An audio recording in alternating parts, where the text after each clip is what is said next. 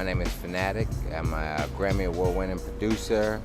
Had my own label, Six Borough Entertainment, back from it was the early 90s, 94, 93, 94. Had an artist on the label by the name of Omniscience, which Dopefolks is now distributing his catalog. Also produced records on Michael Jackson, Beyonce, Little Kim, Biggie,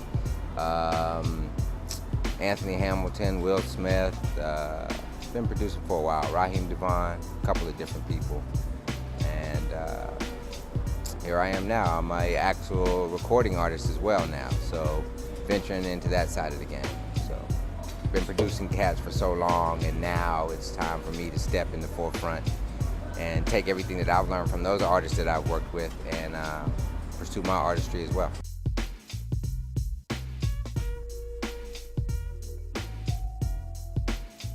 I actually started out in school in electronic music and learned the basics of recording in that class, and I was in a popular rap group at the time called the Busy Boys, and they were on Payroll Records. I actually was producing, and I didn't even really know I was producing. I actually went to the Art Institute of Atlanta, and then that's when I realized, I studied music business there, and that's when I really realized what I was doing was producing records. Because I was really big on the arrangements and programming and things like that. And at the time, a lot of artists were just freestyling.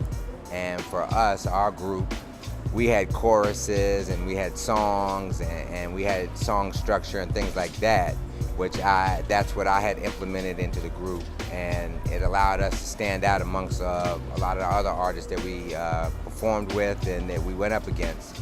So like when the big artists from New York City would come down and do the shows like Biz Markie, Big Daddy Kane, and artists like that, they would see that we were a very professional outfit and we were basically on the same level as them, which was hard for them to believe coming from North Carolina that we were, able to put records together and songs and record and things like that.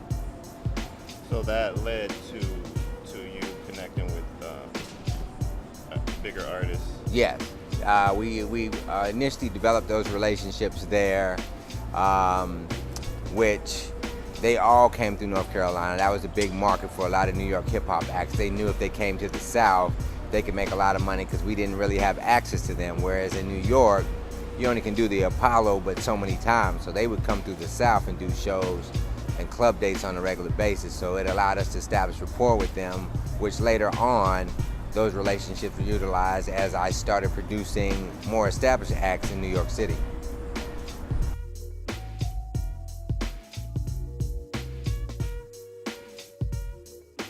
I was like the first one to have the emulator SP1200, and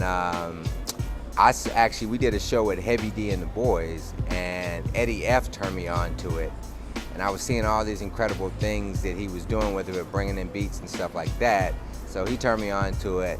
I got the 1200, and actually every record to this day that I've ever made, I still use the 1200 on it because the drums are so dirty and they're so hard, and that's what I really love about that sound. It allowed me to create a signature sound with it. So every record that I do, I still do the drums on the SP1200 and whatnot. But I was just using that and just sampling records, and eventually got a Triton and things like that. But most of the stuff now that I use are just live instruments in the SP1200. So did you guys share the production duties, or? No, actually I was like the head producer in the whole camp. I produced all the records. I structured all the records, arranged them. For the Busy Boys, for Nightborn. Nightborn had the record Versatility that I produced. Entice had the record Take It to the Stage I produced. So I was basically like the staff producer on the label, and I basically produced all the records. But it was a collective effort, and that once I put the track together, it's like I would hand it off to Ski. Ski would write all the lyrics because I trusted in what he was able to do, and he was like deliver like every single time. So it was just a matter of me handing the track off to him once he would come up with the concept for the songs and write the songs and lay his verses, Mixmaster D would come in and put the scratches down on the records and things like that. So the foundation of everything that I learned with the artists, the foundation of everything that I learned with the Busy Boys allowed me to put that same type of information in Omniscience's head and allow him to be the great artist that he became. And moving forward with myself as an artist, that was the foundation for everything, with making records, doing stage shows and things like that. We were like an all-star team, whereas like the DJ was a very intricate part of the show and the recording process, as well as the producer and the songwriter. So we were like a team. I quote unquote was the producer, but we basically all produced the records by contributing what we did to the records.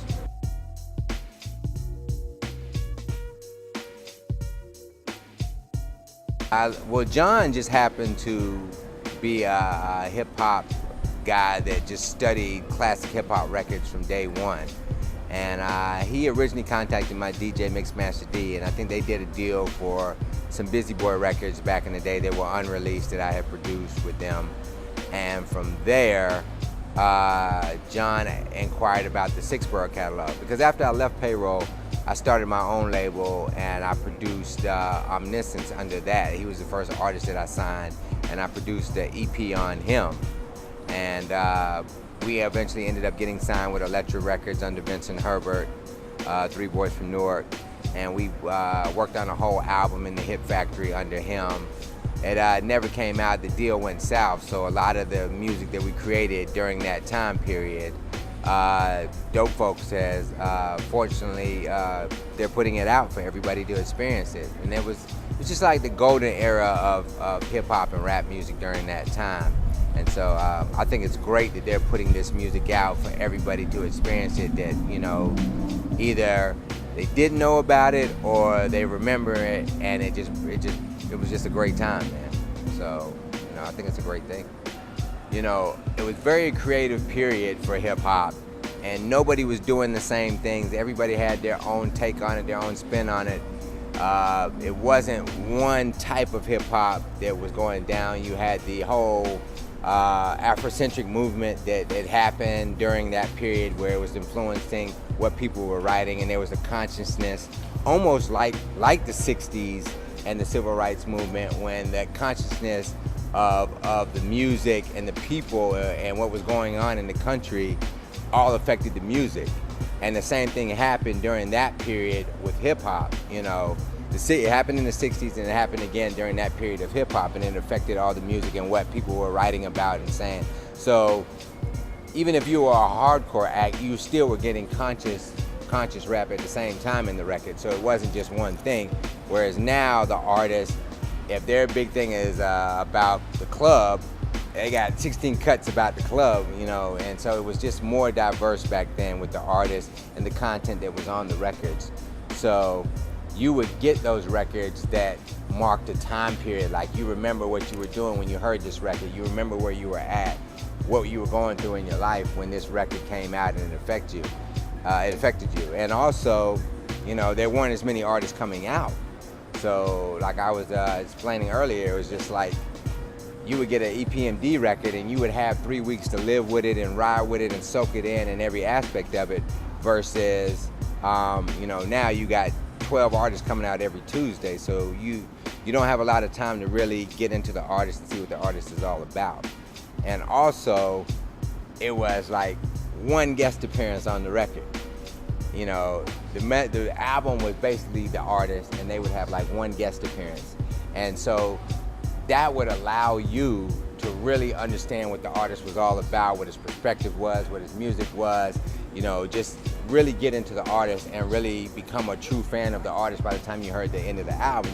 Whereas now, they rely on guest appearances so much, where you have 20 different guest appearances on a record, and you can't really understand what the artist is about or what is driving the record and whatnot. So, you know, it's unfortunate that's where it's gone to, but before then, that's the way it was set up. And also, it was a situation where when you put the album out, you would have to buy the whole album, which kind of like forced you to get into their world and find out what they were all about, versus now it's like a single-driven market where you hear one record and the album is whatever, you know what I'm saying? You're not really checking for the album and whatnot. They're not complete albums, really, you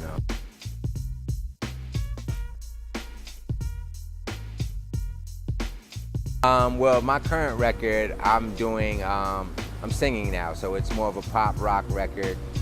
Put you in the mind of Willie Moon or Neon Trees or something like that. It's like a crossbreed of everything that I grew up on, which the beauty of hip hop is that it exposes you to so many different genres of music. So if like you were into jazz, the whole Tribe Called Quest movement came, and everybody was sampling jazz. So you spent a good year digging in the crates and buying all kinds of jazz records and getting exposed to all kinds of jazz artists. And back then, you know, there was a label called CTI, and CTI had like an all-star lineup playing on the record. So you would have like 20 great musicians playing on one record, and all the albums were like that. So you got exposed to, all right, well, who was playing saxophone on this record? So it might be a Bob James album, but Grover Washington Jr. might have played on the album as well. So then you would go find the Grover Washington Jr. album and see who was playing on it.